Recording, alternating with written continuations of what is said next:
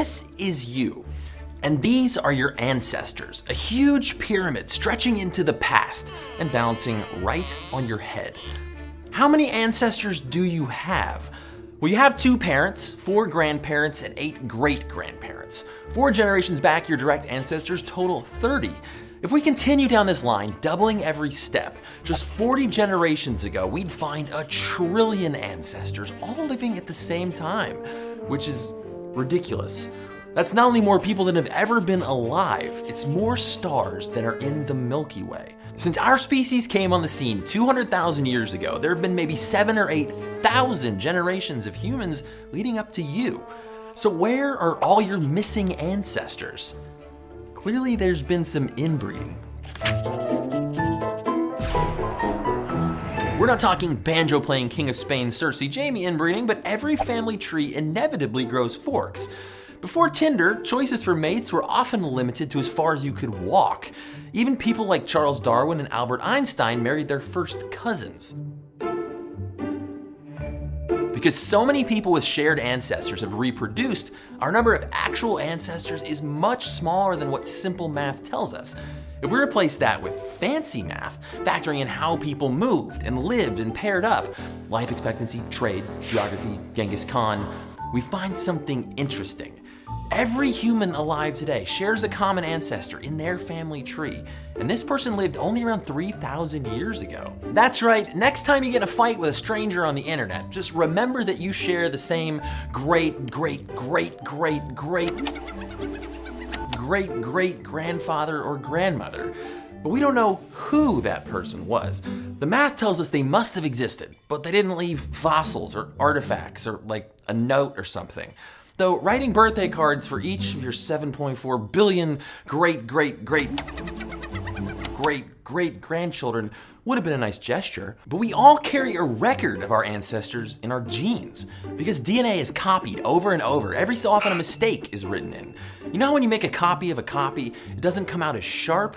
Like that. But since most of our DNA can be changed without affecting how things work, many of these mutations slip through to the next generation. These genetic changes accumulate at a steady rate through time, so scientists can read them like a molecular clock and estimate how much time has passed.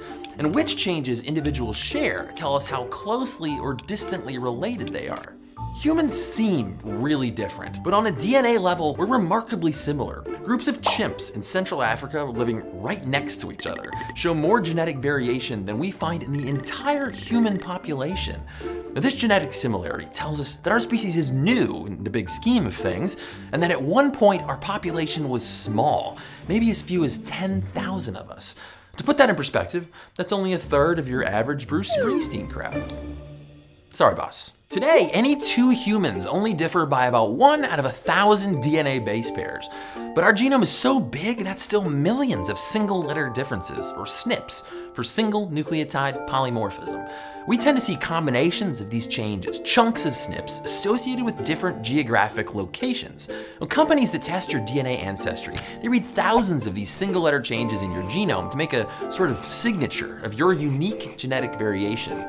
Then they compare your signature to thousands of reference individuals from various parts of the world, and do a bunch of fancy math to see which parts of your genome most likely came from certain geographic areas. My genetic results pretty much look like this.